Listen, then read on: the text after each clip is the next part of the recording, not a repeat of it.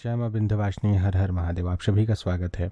आज हम सभी इस विषय पर चर्चा करेंगे कि होलिका की रात्रि में अपने घर को कैसे हम सुरक्षित कर सकते हैं। जिस दिन होलिका दहन की रात्रि हो उस दिन आप जिस भी प्रकार के मंत्र को या स्तोत्र कवच आदि को सिद्ध किए हों, विशेष करके अगर साबर मंत्रों को सिद्ध किए हैं, साबर में जैसे अगर महाभैरव के सिद्ध किए हैं, महाभैरव स्तोत्र के सिद्ध किए हैं, आपने बजरंग बाण की सिद्धि की है, आपने शाबरी कवच की सिद्धि की है, आपने बटुक भैरव जी का जो मंत्र है साबर मंत्र वह सिद्ध किया है, हनुमान जी का वज्र पंजर जो सिद्ध साबर मंत्र है उसे सिद्ध किया है, तो आप उन सब के माध्यम से अपने घर को, अपने घर परिवार के लोगों के शरीर से जो भी नकारात्मक ऊर्जाएं उपस्थित हैं उन्हें कैसे दूर कर सकते हैं, इस विषय को आप सभी जान लीजिए।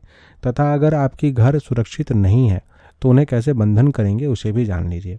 अगर आपने इन मंत्रों को कभी सिद्ध नहीं किया है तो आप सिद्ध साबरी विद्या चैनल को देखें और उसमें ये सारा विधान बताया गया है। होलिका की रात्रि में कम से कम एक रात्रि का यह विधान करें जिससे कि यह मंत्र जागृत हो जाए। तो पहले हम सभी जान लेते हैं कि कैसे इनका प्रयोग करके अपने घर को नकारात्मक ऊर्जाओं से मुक्त करना है। अगर रात को सोने के समय में कोई आपका गला दबाता है, उल्टे सीधे सपने आते हैं, आपको आभास होता है कि आसपास में कोई है, कोई आपको छूता है, स्पर्श करता है, खाना खाते हैं उस समय में, पूजा करते हैं उस समय में विशेष करके कोई दुर्गंध आता है, सड़ा हुआ केला जैसा दुर्गंध या अन्य इस प्रकार के गंदी नाली का दुर्गंध, किसी अन्न का सड़ने के पश्चात जो आता है सड़े हुए मांस का दुर्गंध, अगर इस प्रकार की चीज़ें उपस्थित हैं तब आपको यह प्रयोग जरूर करना चाहिए। परिवार में जितने सदस्य हों, सबसे पहले सदस्यों के उतारे के लिए परिवार में जितने सदस्य हैं उतने नारियल और नींबू ले लीजिए। नारियल और नींबू को और साथ में कम से कम 1.25 मीटर का काला कपड़ा 2 जगह ले लीजिए। अब आपको यह करना है, जितने सदस्य हैं उतने नारियल उतने नींबू एक जगह काले कपड़े को बिछा करके पूजन स्थान के पास उन नारियल नींबू को रख दीजिए। एक नारियल नींबू अलग से ले लीजिए घर में उतारा करने के लिए, घर का पूरा आप जो निष्कासन की प्रक्रिया करेंगे उसके लिए। तथा साथ ही साथ में थोड़ा सा गुग्गल और गाय गोबर के उपले को भी रखिएगा पास में। अब आपको एक कर्म साक्षी दीप प्रज्वलित कर लेना है, अपने आसन पर बैठ जाना है आचमन आदि करके। जिस भी स्तोत्र को, शाबर मंत्र आदि को आपने सिद्ध किया है उसका जाप एक नारियल एक नींबू लेकर के एक बार करना है। उदाहरण के लिए अगर आपने शाबरी कवच को सिद्ध किया है तो आप एक नारियल एक नींबू लेंगे हाथ में, साबरी कवच का पूरा पाठ करेंगे और उसे काले कपड़े पे ऊपर ही रख देंगे। ऐसे करके आप, जैसे मान लीजिए 5 सदस्य हैं तो 5-5 हर बार एक एक नारियल नींबू लेके ऐसे 5 बार आप जाप करेंगे और उसको अभिमंत्रित कर देंगे। अगर बजरंग बाण को सिद्ध किए हैं तो बजरंग बाण से करें, हनुमान चालीसा को सिद्ध किए हैं तो उससे इससे करें, भैरव जी का साबर मंत्र किए हैं तो उससे करें, काली चालीसा, दुर्गा चालीसा या विंध्यवासिनी चालीसा किए हैं तो उससे करें, या अन्य कवच हैं, बटुक भैरव ब्रह्म कवच किए हैं तो उससे कर लीजिए, उससे इसे अभिमंत्रित कर लीजिए। अगर आपने अन्य कोई कवच किया है, शाकंभरी कवच किए हैं या तुलजा कवच किए हैं तो उससे इन्हें अभिमंत्रित कर लीजिए। अभिमंत्रित करने के बाद से निकाली की प्रक्रिया कैसी होगी उसे ध्यानपूर्वक सुने। सबसे पहले यह काम इस प्रकार से करना है, एक, हालांकि यह विधान अगर करेंगे तो सबसे उचित रहेगा, इसमें थोड़ा क्लिष्टता है।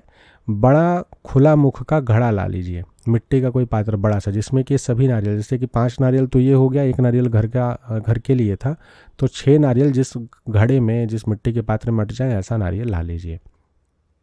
अब लाने के पश्चात यह करना है कि सबसे पहले जो सभी नारियल नींबू को आप अभिमंत्रित किए थे उनमें से एक नारियल नींबू लिए, परिवार का जो सबसे छोटा सदस्य है उसे पहले अपने दरवाजे के पास खड़ा करेंगे। दरवाजा जो मुख्य द्वार हो, मुख्य द्वार के पास में खड़ा करना है, और जो मिट्टी का पात्र है वो मुख्य द्वार के बाहर रहेगा। अगर बाउंड्री नहीं है, मुख्य द्वार से बाहर निकलते हैं, सीधे आप फ्लैट में रहते हैं तो बाहर में लोग देख सकते हैं, ऐसा है तो आप अंदर ही करेंगे लेकिन मुख्य द्वार के पास में करेंगे। एक कपूर की टिकिया ले लेनी है 5-6, जितने नारियल नींबू हैं उतने। अब नारियल नींबू को एक साथ लीजिए, एक नारियल नींबू को एक साथ लिए, नारियल के ऊपर में नारियल छिला हुआ रहेगा तो भी चलेगा, जटा उसकी होनी चाहिए केवल, उस पर एक कपूर रख के प्रज्वलित करेंगे। और जो सदस्य है परिवार का, जो सबसे छोटा सदस्य है, सबसे पहले उसको, तो उसके शरीर से 3 बार एंटी क्लॉकवाइज और उसके बाद 1 बार क्लॉकवाइज ऐसे घुमा करके उसके शरीर के ऊपर से उतारा करेंगे, और जलते हुए ही उस नारियल को और उस नींबू को भी उसी प्रकार से एक ही हाथ में, दोनों हाथ से नारियल नींबू को पकड़े रहेंगे। उसमें जो है कपूर जला दिए हैं ऊपर में, नारियल के ऊपर में केवल कपूर जलाएंगे, नींबू के ऊपर नहीं। उतारा बस इस तरीके से करेंगे, 3 बार एंटी क्लॉकवाइज घुमाएं, 1 बार क्लॉकवाइज घुमाएं, और जिनका भी आप कवच या मंत्र जाप किए थे इसको अभिमंत्रित करने के लिए उन्हीं देवता का नाम जाप करते रहना है या मंत्र उनका स्मरण करते रहना है, और जो मिट्टी का पात्र है उसमें उसे रख देंगे। ऐसे पहले सदस्य का हुआ। अब सबसे छोटे से जो बड़ा होगा उसका, ऐसे करते करते सबसे अंत में जो व्यक्ति लेके जाने वाला है सारी सामग्री होलिका में डालने के लिए, सारी सामग्री होलिका में पहुंचानी है, उस सदस्य का उतारा स्वयं से वो करेगा, सबसे अंत में करेगा। घर का उतारा कैसे करना है, पहले सदस्यों के उतारे हो गए, लेकिन जिस सदस्य को लेके जाना है वो अपना उतारा नहीं करेगा। मान लेते हैं 4 सदस्य का उतारा हो गया, 5वां सदस्य वो है जो कि सारी सामग्री को लेके होलिका में जाने वाला, पहुंचाने वाला है। तो वो पहले अपने घर का उतारा करेगा, एक नारियल के ऊपर में जला देगा और नींबू को पकड़ लेगा, नींबू को नारियल को लेकर के जलते हुए ही पूरे घर में एक बार घूमेगा और भगवती से या अपने इष्टराध्य जिसका भी मंत्र से उस नारियल को अभिमंत्रित किया है उनसे प्रार्थना करेगा कि घर में उपस्थित हर प्रकार की वायव्य शक्ति, दुष्ट शक्ति, नकारात्मक ऊर्जा, विचार प्रयोग आदि सब कुछ आप अपनी इस स्थान से लेकर चले जाइए और होलिका की पवित्र अग्नि में उसे दहन करके उसे नष्ट कर दीजिए, अपने स्थान पे भेज दीजिए, कभी वापस हमारे यहाँ ना आए। ऐसा प्रार्थना करते हुए विश्वास रख करके पूरे घर में नारियल को लेके, नींबू को लेके घूमेंगे और वापस ला करके जलते हुए ही मिट्टी के पात्र में उसे डाल देंगे। उसके अंदर वो जला रहा है उससे कोई दिक्कत नहीं है।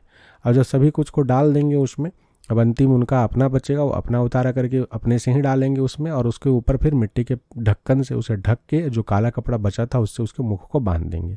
अब इसको किसी कपड़े में, किसी बड़े थैले में या किसी प्रकार से छुपा करके या ऐसे भी ले करके आप जाएंगे होलिका जहाँ दहन होने वाला है उस जगह में। उस जगह में ले जा करके आप या तो सीधा, अगर वहाँ पे जगह बचा हुआ है तो सीधे ले जा करके फोड़ दीजिए। होलिका दहन जहाँ होने वाला है, जहाँ सारी तैयारियाँ चल रही हैं, वहाँ उसके पास हटा करके फोड़ दीजिए। इतना ही बस फोड़ना है कि उसमें से चीज़ें जो है अपने आप निकल जाए। नारियल नींबू अब आपके हाथ से स्पर्श नहीं होनी चाहिए। और जब फूटेगा वो मिट्टी का पात्र तो उसी मिट्टी के पात्र से उसे घसका करके होलिका के अंदर डाल दीजिए। और मिट्टी के पात्र को वहाँ छोड़ भी सकते हैं, हटा भी सकते हैं, उसमें कोई दिक्कत नहीं है। टोका टोकी ना हो उसके लिए थोड़ा सा माहौल देख के जाइएगा। थोड़ा सा है कि लोग बोलेंगे अरे क्यों घड़ा लेके आ रहा है, क्यों जा रहा है, तो इस विषय को अपने अनुसार हैंडल कर लीजिएगा। अगर यह आप नहीं कर सकते हैं, मिट्टी के पात्र में लेके जाने में ज़्यादा कठिनाई है, तब फिर पूरा कपूर जलने के पश्चात किसी वही जो काला कपड़ा होगा उसी काले कपड़े पे रखते जाइएगा और फिर बांध करके ले जा करके सीधे आप डाल दीजिएगा। लेकिन मिट्टी के पात्र में जाएगा तो ज़्यादा प्रभाव रहेगा, ज़्यादा प्रभावशाली रहेगा। तो इस प्रकार से आप पूरे घर का निकारी कर देंगे। वापस जब आएंगे तो हाथ पैर धो करके पुनः उस कवच का पाठ करके नमक वाला पानी लेंगे। नमक वाला पानी का मतलब हो गया कि एक तांबा या फिर पीतल के लोटा में पानी भरेंगे, उसमें सेंधा नमक डालेंगे और थोड़ा सा उसमें आप कुसा डालेंगे। जो कवच का पाठ किए थे, जो मंत्र का पाठ किए थे, उसका कम से कम 5 बार पाठ करके उसे अभिमंत्रित करेंगे, पूरे घर में छिड़क देंगे। सभी के ऊपर, पूरे मुख्य द्वार तक छिड़केंगे, सभी सदस्यों के ऊपर छिड़केंगे और लौंग कपूर की बलि दे देंगे घर में। इतना करिए, इतना ये दिव्य प्रभाव है इसमें। ऐसे तो जहाँ बहुत ज़्यादा समस्या होती है वहाँ पे भी इसका प्रयोग किया जाता है। एक और प्रयोग इसमें आप कर सकते हैं जो कि बहुत तीव्र प्रभाव देता है। ये सारे कार्य करने के बाद से लोहे की 3 कील लेकर के उन तीनों कील को अपने कवच जिसका भी आप पाठ करके जागृत किए थे उससे उसको अभिमंत्रित करके मुख्य द्वार जो है वहाँ पे 3 जगह गाड़ना है। सबसे पहले जैसे एक दरवाजा है तो एक कोने दरवाजे का, दूसरे कोना और एक बीच में, उस कील को पूरा गाड़ देंगे जमीन पे और 3 नींबू की बलि उसके ऊपर में देंगे। घर के अंदर से ही काट काट के 2 भाग करके नींबू को निचोड़ देंगे तीनों कील के ऊपर में और एक कपूर उसके ऊपर जला देंगे गृह देवता के नाम से और अपने इष्टराध्य का, जिनका भी आप कवच पाठ करके उस कील को अभिमंत्रित किए थे। कील को अभिमंत्रित करने के लिए क्या करना है, पहले उसे गंगा जल से धो लेना है, हाथ में ले करके मुट्ठी बंद कर लेनी है। जैसे 3 कील है तो आप अधिक ही कील कीजिए, ठोकने समय अगर टेढ़ा हो गया तो अलग कील काम आ जाएगा। तो 5 कील कर लीजिए, 10 कील कर लीजिए और अभिमंत्रित करके उसे इस तरीके से गाड़ दीजिए। इससे भी घर सुरक्षित हो जाता है। तो यह कार्य केवल होलिका की रात्रि में किया जा सकता है। इसे आप करें, लाभ लें, अपने और अपने परिवार की सुरक्षा करें। आशा करते हैं इससे सभी को लाभ